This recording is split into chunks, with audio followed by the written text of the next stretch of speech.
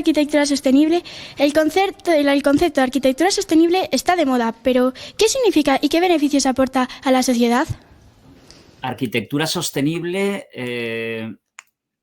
os lo voy a explicar con tiene varias definiciones. Es difícil de hacer una única definición, pero en principio tenemos que cuidar varias cosas. Primero, que los materiales que usamos sean lo más naturales posibles. Y para ello, una de las condiciones es también que aquello que estamos utilizando para construir nuestras casas, primero lo tengamos en lo más próximo posible, porque lo que estamos intentando es reducir nuestra huella de carbono. Es decir, nosotros deberíamos empezar construyendo con materiales locales, la primera cosa. Si los materiales que queremos utilizar no están muy cerca, tenemos que ir un poco más lejos, pero intentar siempre que la distancia de donde extraemos o utilizamos nuestros materiales sea lo más cercana posible. Esa sería una característica de la arquitectura sostenible. La arquitectura sostenible también es aquella que contribuye a generar un ambiente saludable dentro de un espacio. Por ejemplo, en el aula en la que estáis vosotros, si tú utilizas un material natural, puede contribuir a que la calidad del aire que estáis respirando sea mejor o peor, ¿vale? Y entonces hay unos materiales que favorecen eso y hay otros materiales que lo favorecen menos. Y luego la tercera cosa que yo diría es que la arquitectura sostenible es la arquitectura que tiene en cuenta las condiciones del sitio en el que se encuentra. Es decir, es importante que tengamos en cuenta la orientación de nuestras casas. Si está orientado al norte hace más frío que si está orientado al sur. Que tengamos en cuenta la ventilación, si tenemos ventanas, si tenemos luz natural, si el aire que utilizamos es un aire que se renueva o no se renueva. Eso también forma parte de la arquitectura sostenible. Usted estudió y vivió bastante tiempo en los Estados Unidos. ¿Cuáles son las principales diferencias entre el modo habitual de construir en los Estados Unidos y el que hay en España y en Galicia, haciendo referencia a la sostenibilidad? Mira, la principal diferencia entre ciudades, la mayor parte de las ciudades de Estados Unidos y las ciudades, voy a decir primero las ciudades europeas, es que la ciudad europea es una ciudad compacta. Compacta significa vivimos en ciudades que dentro de las calles de las ciudades tenemos edificios de viviendas y dentro de un edificio de vivienda tenemos una mezcla de usos. Tenemos tiendas en la planta baja, tenemos viviendas en las plantas altas y vosotros sabéis también que las ciudades europeas, muchas de ellas, son las ciudades muy antiguas que vienen de hace 2000 años, algunas de ellas con fundación de los romanos o de los árabes. Se han ido ampliando y mejorando las ciudades. En cambio, las ciudades americanas, muchas de ellas están basadas en la condición de que ellos utilizan el coche mucho más que nosotros. Y si recordáis las películas, seguro que os acordáis de películas como la de E.T., el extraterrestre, que viven en estas casitas que son unifamiliares, que solo vive una familia, que toda la familia tienen coche, que para ir al centro comercial tienen que coger su coche. Es decir, no les importa consumir gasolina para moverse por la ciudad. Las ciudades tienen autopistas, es decir, es mucho más insostenible porque nosotros sabéis que la gasolina es un bien escaso que depende es un recurso natural, depende del petróleo. Entonces, si se acaba el petróleo, pues se acaba el uso de la gasolina y encima contamina, etcétera. En cambio, en las ciudades europeas y las ciudades como Santiago, por ejemplo, o Valencia, donde vivo yo, pues nosotros todavía caminamos para ir a comprar el pan o para ir a la tienda o para ir al trabajo, todavía caminamos y en algunas ciudades como Valencia, por ejemplo, se está intentando que la gente use la bicicleta en vez de usar el coche, porque eso también genera problemas de aparcamiento, de humos, de contaminación. Entonces, esa es la principal, yo creo que la principal diferencia entre las ciudades americanas y las europeas es el uso del Ha coche. trabajado usted en muchos lugares a lo largo de su vida. ¿Cuáles fueron las empresas y universidades que más le ayudaron al desarrollo de su aprendizaje en la construcción sostenible y por qué? Bueno, yo diría que fíjate que nosotros, cuando yo empecé a estudiar en la Escuela de Arquitectura, yo estudié en la Escuela de Arquitectura de Valencia.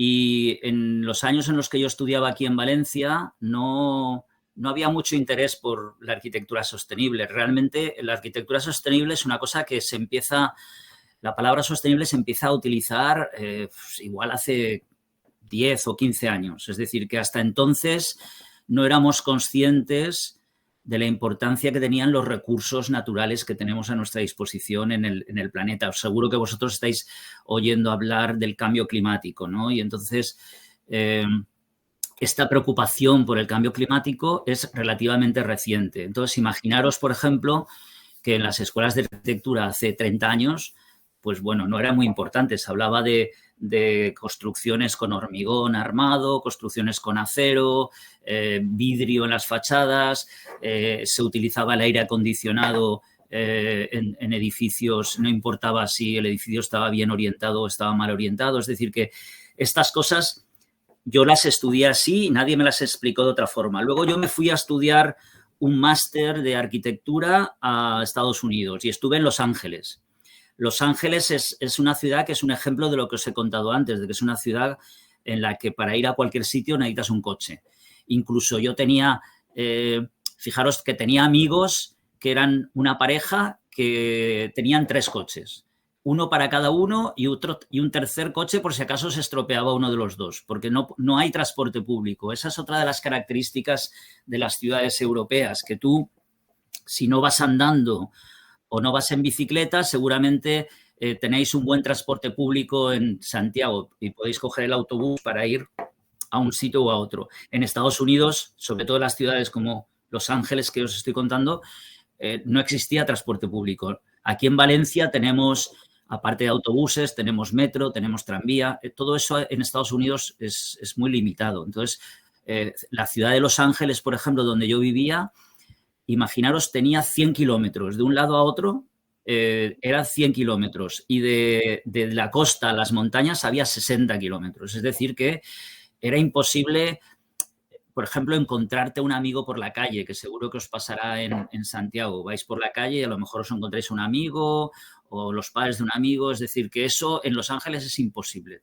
Eso condiciona también tu vida social, tu relación con la gente. Entonces, conforme yo fui viviendo en Los Ángeles, me di cuenta de estas cosas de los coches, porque aquí no era consciente. Luego tuve la suerte, como has dicho bien, de estudiar y trabajar con Panos Koulermos, que es un arquitecto griego que desgraciadamente ya murió, pero que es un arquitecto que me hizo ver cómo la cultura mediterránea, que es la que nosotros tenemos, valora los espacios públicos, las plazas, las calles, el caminar, y empecé a aprender ahí lo que era sostenibilidad. Y luego definitivamente he trabajado también en Inglaterra, en Londres, y los ingleses, y no solo ellos, sino también nuestros colegas alemanes o franceses, hace muchos años que están valorando todos los temas de sostenibilidad. Por ejemplo, no sé si lo creeréis, pero en Alemania utilizan más la energía solar que la utilizamos nosotros en España. Y los alemanes tienen muchas menos horas de sol que tenemos aquí. Es decir, toda esta cultura de utilizar los recursos naturales que nos van a ayudar a luchar contra el cambio climático, países como Inglaterra, o el Reino Unido, o Alemania o Francia, Holanda, los países nórdicos, Suecia, Noruega, todos hace muchos años que están trabajando con estos temas. Entonces yo he ido conociendo gente, colegas míos, que me han ido enseñando y de los que he ido aprendiendo que no hay otra manera que tener en cuenta todas estas cosas para poder construir de una forma más eficiente y derrochar menos energía. Y es la única manera. Y poco a poco cada vez hay más gente que lo va entendiendo así. Entonces, pues ahí Como está. nos has comentado, en los Estados Unidos, en Los Ángeles, se usa más el coche y hay menos sostenibilidad. ¿Cómo crees que puede promoverse en América la construcción sostenible, la bioconstrucción? Está claro que las ciudades americanas ya están diseñadas, entonces va a ser muy complicado transformarlas. Quiero decir, una ciudad tan grande como Los Ángeles, por ejemplo, va a ser difícil cambiarla. Pero te digo 2 o 3 cosas que se están intentando hacer, ¿vale? Que tienen algo que ver con lo que hacemos aquí, pero claro, como dices bien, es diferente. Porque nosotros tenemos otras condiciones en nuestras ciudades. Entonces, mira, lo primero, la tecnología está avanzando mucho. ¿Eso qué quiere decir? Estáis viendo cómo se están utilizando los coches eléctricos, ¿verdad? Entonces, si en Estados Unidos utilizan mucho el coche, pues lo que habrá que intentar es que esos coches no contaminen o contaminen lo menos posible. Entonces, una forma es investigar el uso de coches eléctricos que contaminan menos o digamos, coches con fuentes de energía renovables. Por ejemplo, imagínate un coche que todo el techo del coche fuera una gran placa solar. Entonces, en vez de utilizar la energía que sale del petróleo, de la gasolina, utiliza la energía que viene del sol, que es ilimitada. Esa sería una opción. Otra opción que podrían hacer en Estados Unidos, mejorar el transporte público. Es decir, que hubiera, si yo para llegar a mi casa no tengo un autobús, cogeré el coche, pero si yo tengo un autobús, a lo mejor me pienso la posibilidad de utilizarlo, o el autobús, o un metro, o algo así. Y una tercera opción, por ejemplo, cosas que están haciendo aquí en Valencia, lo han hecho en la autopista, han puesto un carril, una línea, un carril de vehículos que solamente lo puedes utilizar si van 2 o más personas en el coche.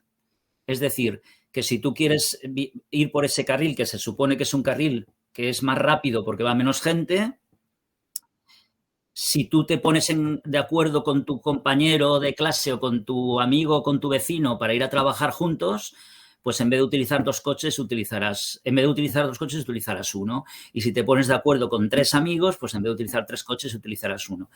Esa es una de las principales formas que yo veo, porque al fin y al cabo en Estados Unidos la manera de reducir la contaminación es reducir el número de vehículos. Y ahora te lo aplicas a nuestras ciudades. Y si tú consigues que en Santiago, en el centro de Santiago que yo conozco bastante bien, pues las calles son peatonales y limitas el uso de los vehículos, pues tendrás inmediatamente menos contaminación. Y luego el espacio que ocupa un coche, fijaros, un coche mide más o menos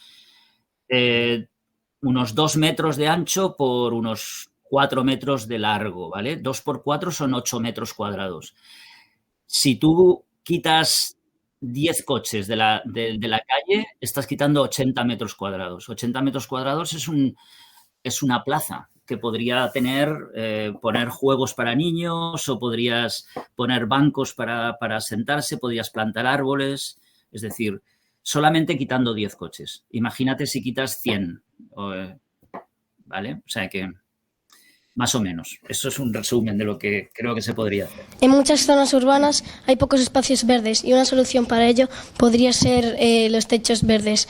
Es bonito y lo vamos a construir en nuestro proyecto, como el jardín de la vivienda que se podría acceder desde la primera planta. ¿Qué ventajas y desventajas podríamos observar en estos techos verdes y qué materiales podríamos utilizar para el sustrato? Vale, bueno, el techo verde es una idea fantástica. Yo creo que es una de las mejores opciones que podéis utilizar. Yo creo que casi todos son ventajas, ¿vale? Os voy a contar todas las ventajas que veo y las desventajas, bueno, pues para mí son pequeñas, pero Las ventajas principales es que muchas veces nuestras viviendas no consideramos que la cubierta también se ve, es parte del paisaje, es decir, que tú estás colocando una casa en un sitio y en ese sitio antes había un terreno que era un terreno verde, tal vez, si estás construyendo en el campo, ¿no? Entonces, lo que estás haciendo es lo que has quitado para construir la casa, el terreno que has quitado lo estás poniendo encima de la vivienda. Entonces, la principal ventaja de un techo verde es la integración con el paisaje. La segunda gran ventaja es el aislamiento. Esa casa que tú le has puesto un techo verde, ten en cuenta que el techo verde está formado por una superficie de tierra, un volumen de tierra en el que has plantado una serie de plantas. Ese volumen de tierra contribuye a que tu casa esté mejor aislada y como estará mejor aislada, gastarás menos energía para calentarla o enfriarla, calentarla en invierno o enfriarla en verano. Y luego hay un tipo de techo verde que lo que hace es que justamente tú tienes que regar o sea, tienes que tener un mantenimiento, tienes que hacer que esas plantas no se mueran por falta de riego. Evidentemente vosotros en Galicia seguramente no, tenéis mucha más lluvia que tenemos nosotros en Valencia, pero aún así tú tienes que controlar el agua de riego, para lo cual tienes que elegir unas plantas que generalmente son plantas que se llaman autóctonas, que son las plantas que hay en tu zona. No vas a poner plantas tropicales, pues si tú estás en Galicia tendrás que poner aquellas plantas que tú te encuentres en el campo en Galicia y que tengan un crecimiento controlado. Pero aparte, tú puedes acumular debajo de esa capa de tierra, podrías acumular el agua, recoger el agua de la lluvia. Y con el agua de la lluvia, tú podrías utilizar el agua de la lluvia, pues por ejemplo, para los depósitos de los inodoros. Y en vez de utilizar agua potable, utilizar agua de lluvia, con lo cual ahorrarías agua también. Y el único inconveniente que tiene el techo verde es que, bueno, como eso tiene un peso mayor que todo el conjunto que estamos diciendo que tiene la tierra que hay que poner, más las plantas, si tengo un depósito de agua, eso tiene un peso superior al peso de una cubierta normal, que suelen ser un poco más ligeras. Entonces tienes que calcular la estructura de manera que soporte ese peso. Pero básicamente no tiene ningún inconveniente. Y a veces es un poquito más caro que hacer una cubierta convencional. Pero en la arquitectura sostenible, a veces gastar un poquito más de dinero para hacer algo de otra forma te va a servir para ahorrar dinero cuando no gastes tanto en calentar la casa o en enfriarla. Y será ventajoso. Ahora hay muchas casas sostenibles y muchas ideas para que lo sean. ¿De qué modo crees que es buena idea colocar una depuradora en una casa para reutilizar el agua de la lluvia en el uso cotidiano? Pues, es lo que hay que hacer. Yo creo que es lo que hay que hacer porque, mira, nosotros aquí en la zona de Levante, en España, llueve mucho menos. Y entonces también sabéis que aquí tenemos muchas huertas y que tenemos que regarlas. Entonces aprovechamos el agua de donde viene. Y en cambio, en las viviendas también tenemos, bueno, utilizamos el agua para las cocinas, para los baños, la gente a veces tiene piscinas y todo ese agua deberíamos poderla reutilizar del agua de la lluvia. Es fundamental que lo hagamos. El único problema es que necesitas un espacio donde tener esa depuradora que tú me estás diciendo. Es decir, si no es lo mismo tener una casa en el campo donde yo puedo tener un jardín y en ese jardín puedo tener enterrado un depósito, o tener una casa en la ciudad. Si yo tengo la casa en la ciudad y quiero reutilizar el agua, pues tengo que utilizar, por ejemplo, el depósito en la cubierta verde, que es lo que hemos visto antes. Es decir, que depende de dónde está mi casa, utilizaré un sistema u otro, pero sería muy interesante que lo pudiera utilizar siempre. Usted ha hecho muchos proyectos, algunos biosostenibles y otros no. ¿Cuáles fueron para usted los mejores y qué diferencia hay entre aquellos biosostenibles y los que no lo son? Últimamente, como habéis dicho antes, yo he tenido una trayectoria profesional y es verdad que los primeros edificios, siempre hemos hecho edificios que hemos intentado que estuvieran bien aislados. Por ejemplo, uno de los edificios de los que yo más orgulloso estoy son algunas escuelas. He hecho, precisamente aquí cerca de Valencia, hemos hecho un instituto y en ese instituto intentamos cuidar todos los aspectos de la eficiencia energética, es decir, intentamos hacer que las aulas estuvieran bien orientadas, que estuviera bien aislado el edificio, que fuera impermeable, pero ¿sabéis lo que pasa? Que yo en aquella época, estoy hablando, ese proyecto lo hice hace unos 15 años, ponte, o 16 años.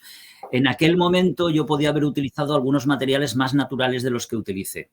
Por ejemplo, ¿vosotros sabéis lo que es el corcho blanco?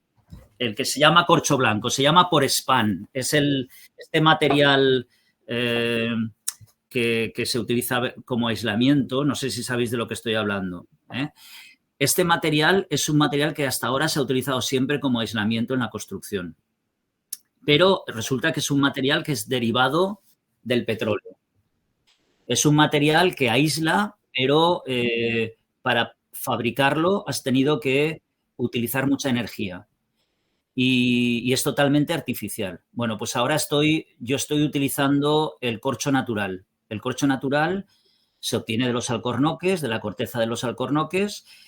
Muy cerca de vosotros, por ejemplo, en Portugal hay una industria del corcho enorme y el corcho natural, cada 10 años se regenera la corteza de un alcornoque y tú puedes volver a conseguir la misma corteza que has quitado, la puedes volver a utilizar porque se ha regenerado. Y eso es un sistema totalmente sostenible. Bueno, pues en mi tipo de arquitectura ahora intento no utilizar esos materiales que utilizaba entonces y porque yo no era quizá consciente de que esos materiales efectivamente me estaban dejando una huella de carbono que era mucho mayor que la que estamos dejando ahora. Por ejemplo, si veis aquí detrás en la imagen, esta casa desde la que estoy hablando es una casa totalmente sostenible y toda la casa es de madera.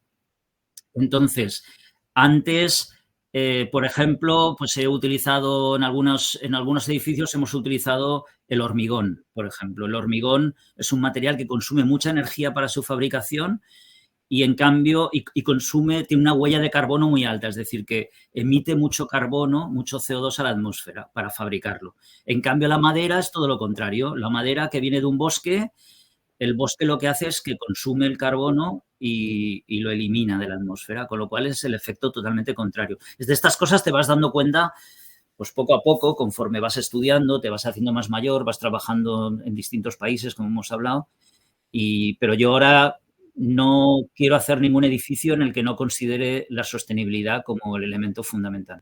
Usted ha comentado antes que una buena idea podría ser colocar una depuradora en el techo verde, así para ya recoger las aguas pluviales desde allí. ¿Cómo lo haría usted? Realmente, lo que es la depuradora, o sea, lo que yo haría en un techo verde no es colocar una depuradora. Lo que yo haría es colocar, digamos, imagínate, yo he visto una foto de la maqueta del edificio que habéis hecho. Creo que es el que habéis hecho, ¿no? Es una casa que tiene 2 volúmenes. Pues toda la superficie, imagínate que debajo de tu cubierta, tienes un depósito en el que caben 1000 litros de agua. Pero ese depósito es igual de grande, es como si fuera una piscina. Imagínate, mira, más fácil, imagínate que tu cubierta es un estanque, ¿vale? Un estanque es una piscina de agua, una zona donde tú pones agua, pero que es muy poco profunda, ¿vale? ¿Sabéis, no? Un estanque, cualquier estanque que haya en un parque. Pues tú imagínate que ese estanque tiene nada más que, por ejemplo, 20 centímetros de profundidad. Pero si tú tienes 20 centímetros de profundidad y tienes, no sé, 100 metros de vivienda, pues esos 20 centímetros por 100 metros, pues tienes ahí un montón de litros para poder utilizar cuando sea necesario. Lo único que te hace falta para esa depuradora es que depende del uso del agua, la filtres y controles su calidad, ya está. Desde su punto de vista, ¿qué importancia le confiere la luz a la hora de desarrollar sus proyectos y qué parámetros debe manejar como arquitecto para desarrollar sus proyectos? Bueno, la luz. Mira, has dicho una de las cosas más importantes para los arquitectos. La luz natural. En una vivienda o en un edificio, por ejemplo, en una escuela o en unas oficinas, la luz natural es la que hace que la gente que está dentro de ese edificio, que está usando esa casa o está usando esa escuela, digamos que se encuentre más o menos cómoda, porque al final, si nosotros estamos en un sitio oscuro o en un sitio que para iluminarlo necesitamos luz artificial, eso acaba, digamos, generándote una sensación desagradable. Siempre estamos más a gusto en un sitio que tengamos luz natural que no la tengamos. Y encima tienes la ventaja de que si tienes luz natural no gastas energía para encender una bombilla o una lámpara, ¿no? Con lo cual, además de tener una mejor sensación, encima estamos ahorrando dinero. Entonces, yo te diría que para un arquitecto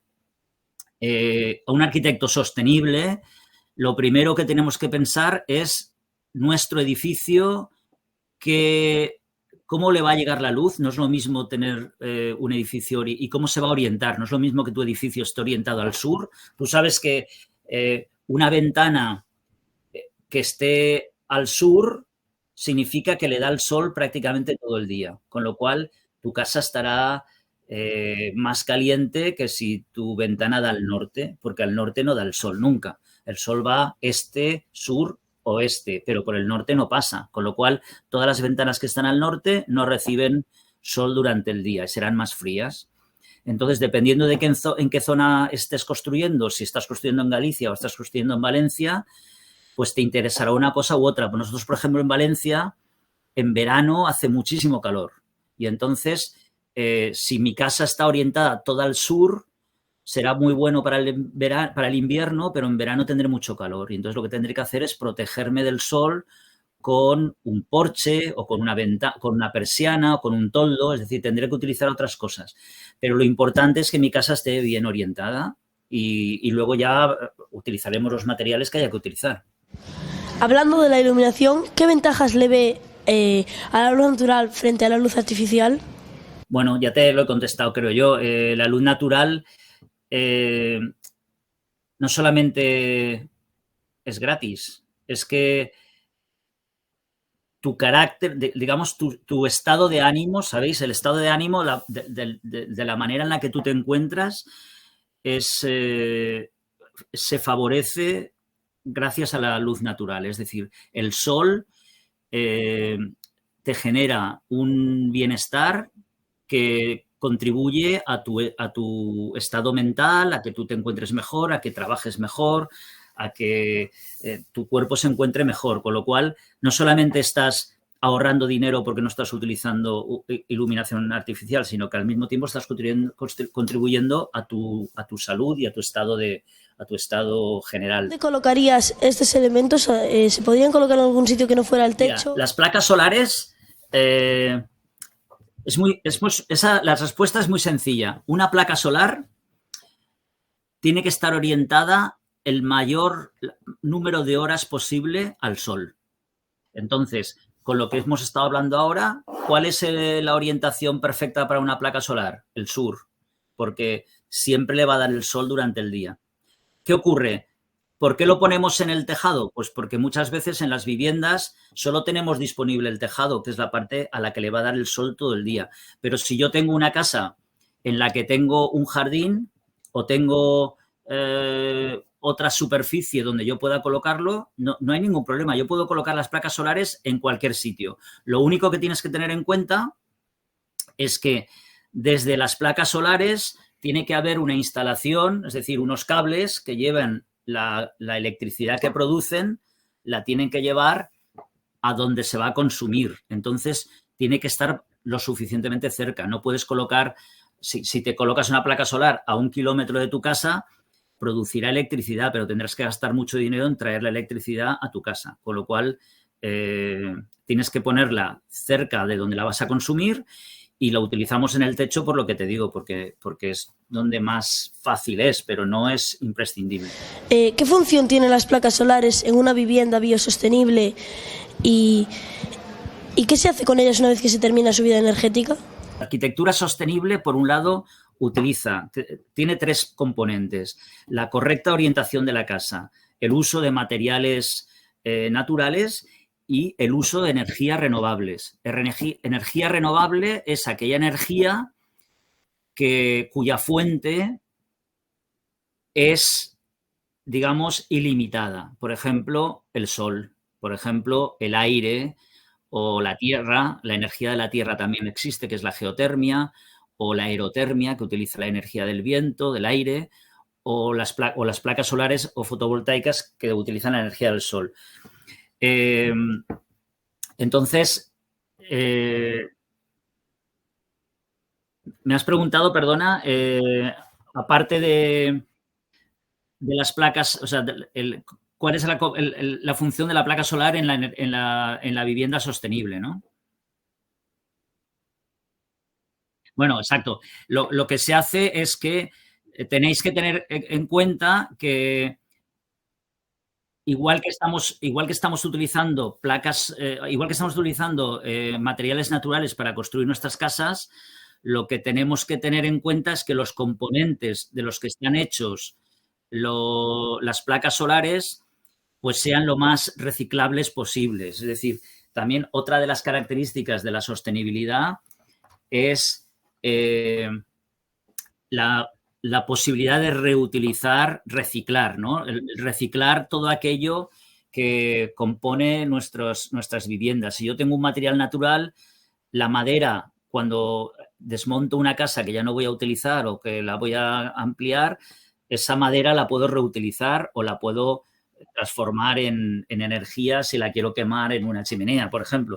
Pero, en cambio, un material que yo no pueda reciclar, pues va a ser un residuo. Entonces, lo que tengo que ver es la empresa que me va a vender las placas solares, qué componentes utiliza y utilizar aquellos que sean los más reciclables posibles. En Galicia las normas de construcción son establecidas en el Instituto Gallego de Viviendas y Suelo. ¿Qué medidas estáis tomando para mejorar la sostenibilidad en el futuro?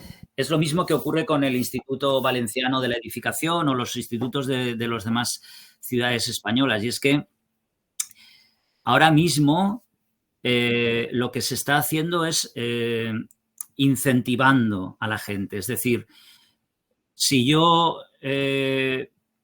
quiero construir una vivienda sostenible, por un lado, hay ciertas ayudas de la administración, es decir, la administración te da una subvención para que tú utilices unos materiales sostenibles y no otros. Y también está haciendo una serie de, por un lado, te puede dar dinero y por otro lado te puede hacer que algunos de los impuestos que tenemos que pagar sean menores por ser nuestra vivienda sostenible, porque al fin y al cabo nuestra vivienda lo que está haciendo es contribuyendo a la mejora, digamos, a la lucha contra el cambio climático. Pero mucho más no puede hacer la administración. Al fin y al cabo las casas las construye la gente por su cuenta, con lo cual lo único que puede hacer es dar información de por qué es mejor ser sostenible que no serlo. Únicamente eso. Y ya para terminar, mirando hacia atrás y hacia adelante, ¿de qué modo podría ser las casas tradicionales gallegas de otras partes de España un buen modelo para la arquitectura del futuro y que se podría aprender de ellas? Sí, mira, yo por ejemplo, en la arquitectura gallega, vosotros utilizáis mucho el granito, ¿no? La piedra, y también utilizáis la madera. ¿Por qué? Pues porque son materiales que los encontráis muy cerca vuestro. Yo creo que la mejor manera de utilizar, de ser un ejemplo para el futuro, es utilizar esos materiales naturales por fuera, es decir, yo estoy utilizando granito en la fachada de una casa, pero también dejo de utilizar materiales que contaminan. Es decir, yo cuando voy a construir una casa tengo que estudiar de todos los materiales que están a mi disposición, cuáles son aquellos que contaminan menos, cuáles son aquellos que son más naturales y más reciclables. Y yo como arquitecto tengo que ser capaz de proponer a mis clientes y a aquellos que van a usar su casa que entre todos construyamos la casa más eficiente posible, no solamente porque la orientemos bien. Si yo oriento una casa bien, pero la construyo con materiales que no son reciclables y que no son naturales, vale, tendré una casa bien orientada, pero no habré conseguido mi objetivo, que es ser lo más sostenible posible, es decir, apuntar al 100% de sostenibilidad. Yo siempre digo, es mejor un 50% que cero, pero es mejor un 70%, y si puedo llegar al 100%, mi objetivo, cuanto más alto apunte, mejor, pero todavía nos falta mucho por llegar a ese 100%, pero yo creo que gracias a iniciativas como la vuestra y proyectos como el que estáis trabajando, pues seguramente cuando vosotros queráis comprar una casa o construiros una casa, no vais a admitir que nadie construya nada que no sea sostenible, con lo cual yo creo que estamos ya en el buen camino y cada vez hay más gente que piensa así.